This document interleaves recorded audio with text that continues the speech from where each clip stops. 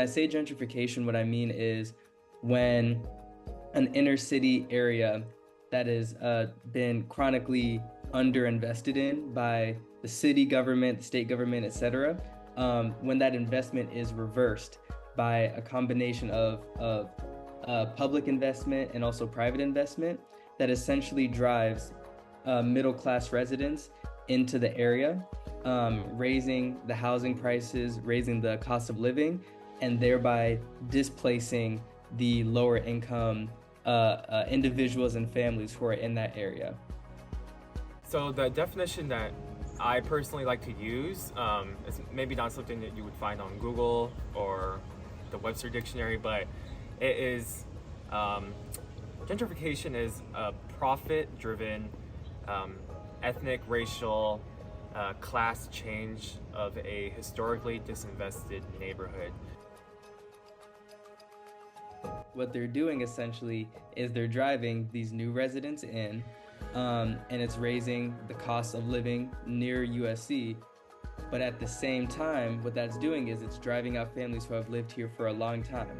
A specific example I can give you, it's called Exposition Point, which I talked about in my paper. And that is a property development just to the east of the LAFC soccer stadium, which is like near the Coliseum and all that, near campus.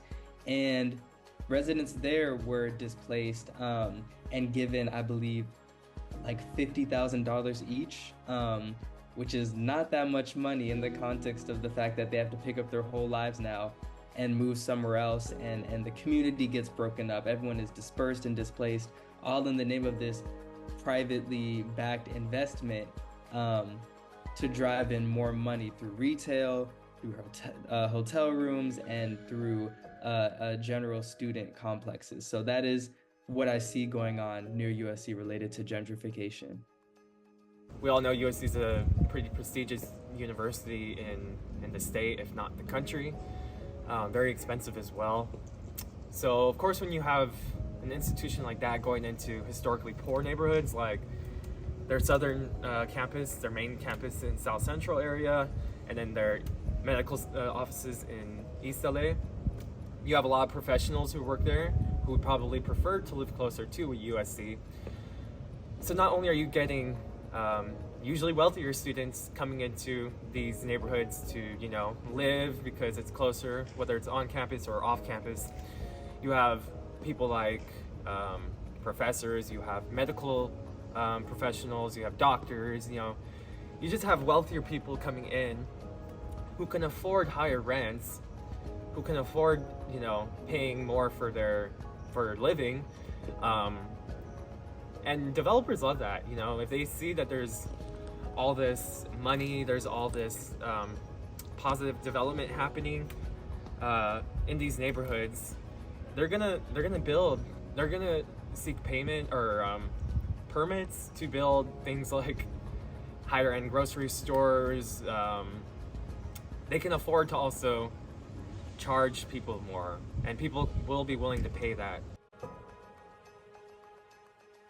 There's a difference between being in the community and of the community. And being in the community is when you move into a new neighborhood and expect the neighborhood to shape and adapt around you, the new resident. Being of the community is moving into a new neighborhood and wanting to adapt around the neighborhood, right? And for me, when it comes to what people should do then, it means you should be of the community. You move in and you're investing in folks who have lived here for generations, right? That could be going down to the Mercado and eating food from there instead of going to Trader Joe's, right? It could mean, shopping at their retail, following like common practices in the area, from like communications to stuff like that. But then the second level to it is joining the collective action movements of these areas, because folks in these areas are oftentimes fighting for something. If you're moving to a gentrifying area, a lot of times these neighborhoods are fighting for what they have. We saw it in Leimert Park, and we see it near USC as folks fight for tenants' rights. And I think that's something that we have a responsibility to join and to advocate for these folks who are fighting for their home. I think it's important to talk about it and to get youth involved and high schoolers and, at any age group.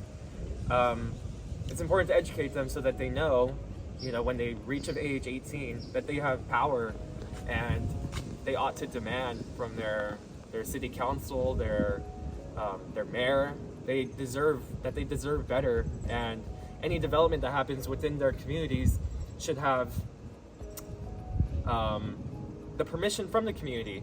Not saying, oh, this is going to happen, it's inevitable, so let's just make concessions to these oftentimes out of touch private corporations, equity firms, what have you. People who don't really have the best interests of the community at heart. As the next generation, like, y'all are the ones that can fight and change things, and especially like, not only now, but like as you get into more positions of power and you already have this base of activism, of knowledge from the history, from the research, it puts y'all in the best positions to achieve what folks in prior generations laid the foundation for. I salute y'all, because y'all are there, y'all are doing this, and so y'all really have the most valuable experience of all. I would just say, keep pushing forward. A lot of people are going to tell you what you're doing doesn't matter, that you're too young to understand, that you're ignorant. But I think the youth have a better feel on the pulse of this country than a lot of voting adults do. So keep doing what you're doing. Stay connected to your neighbors. I think it's important, even if you don't fall into a marginalized community, it's important to,